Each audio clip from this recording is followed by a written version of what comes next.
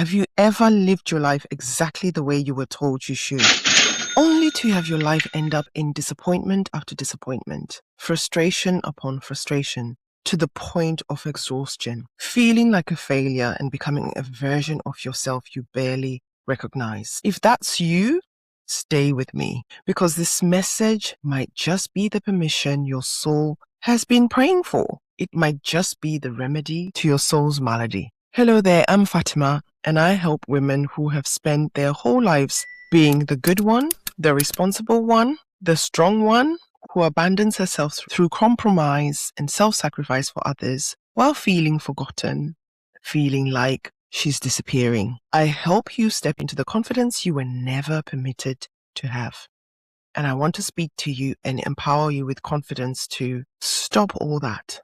You feel you did everything right, but it still feels like life handed you crumbs, or you mostly did everything right. Then one human mishap, and because you are human after all, yet it feels like you're still paying for it, like life has not forgiven you.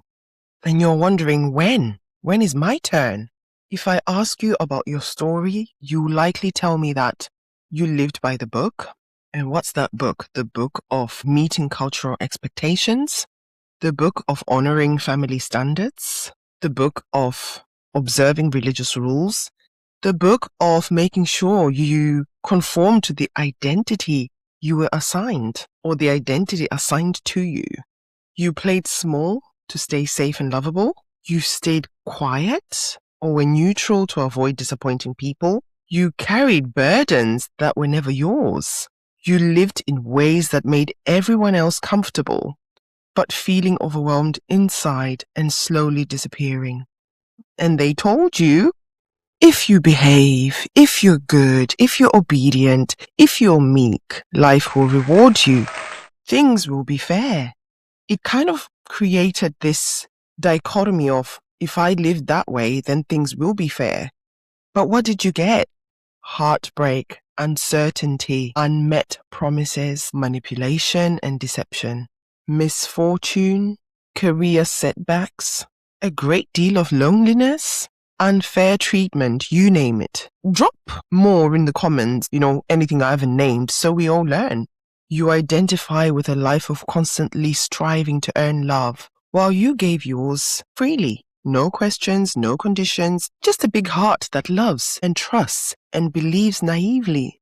The thing is, no one told you that doing everything right can still break you or disappoint you, or that giving love may not be reciprocated and frankly requires knowledge on how to guard your heart, not close off your heart, but just how to be discerning. Like that saying, not casting your pearls before swine, because they will just trample on it. And let's be honest, this led to your emotional turning point.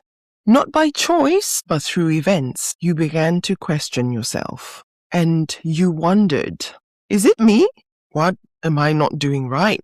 Did I fail in observing everything that I've been told? Why is it so hard for me when I've done everything they asked? Where's the rewards? Where is the fairness? How come they aren't good but getting fairness? That's not fair. Well, that was wake-up call number 1, or emotional turning point number 1, which is life is not fair, honey. Life is what you make it, but you need to know the rules. What? You even looked at ways you could improve or be better. What you did not realize or recognize was what was happening to you and why this video matters to you. Your confidence started to wane and slip. Your trust in life started cracking. And suddenly the version of you who once believed in possibility or had high hopes, that believed in that fairy tale life where, lived happily ever after. Suddenly you felt tired. You felt defeated. You felt unseen and not sure what to believe anymore. But hear me clearly. There is absolutely nothing wrong with you. If you're hearing me and you've been through this and or are currently going through this, I want you to know something vital.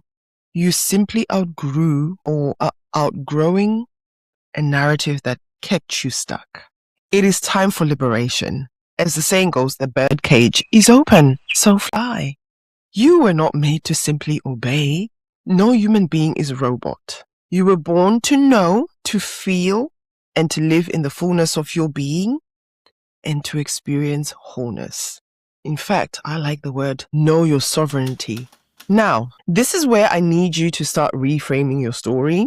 Sometimes life withholds what we want because the version of us who is asking is still living from fear, still living from the need for approval, and living from survival instincts, scarcity, not feeling safe, which keeps us limited and small. I truly believe that sometimes the Crumbs season is simply the route to our awakening. It becomes a breaking point where you realize you can't keep shrinking yourself just to be accepted or be loved. Because if they love you because you've made yourself small and you've shrunk, no, they don't love you. No.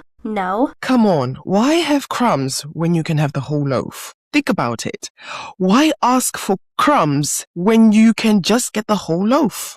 I'm sure you get the analogy there.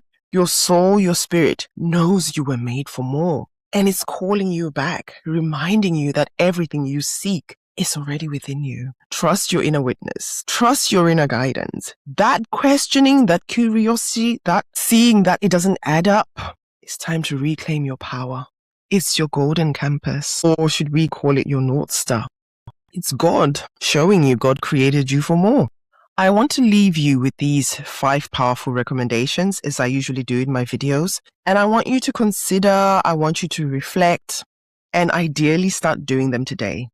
Number 1, question every rule you were taught, not out of disobedience, but if it doesn't honor your voice, your truth, your joy, and it doesn't match what you're seeing, let it go. Number 2, start choosing yourself daily in small, tiny ways. Perhaps through enacting a boundary. I've got a video, I think, where I talk about that.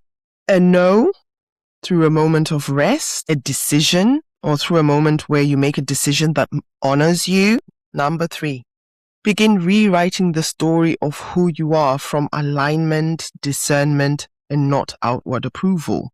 When you stop performing, your power returns. You need to remember you were living for the approval of others. Hence, you did everything right by the books that they told you. To stop performing and for your power to return, you will not do things you don't have inner conviction for, just because people are telling you to do them.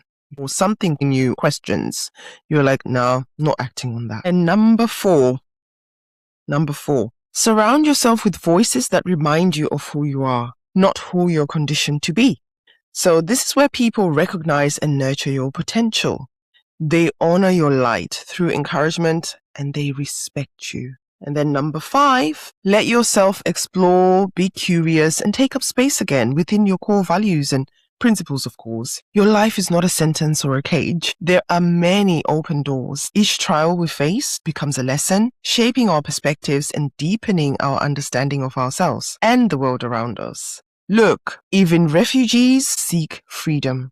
And if this message spoke to your soul, I invite you to connect with my world, the Confident Collective, here on YouTube, because the woman inside you, the one who's ready to unravel her truth, to rise and reclaim herself, her voice, and her inner passion. She's not gone. She's you. And she's waking up. Subscribe, and if you want weekly guidance on rebuilding confidence, healing emotional wounds, and stepping into your true power, and if you know you're ready to go deeper, take my confidence archetype quiz. I'm very proud of it because I created it. It will show you exactly where your confidence is leaking and how to rebuild it from within. Your new story starts when you choose yourself. And I'm here to equip you with tools in that journey.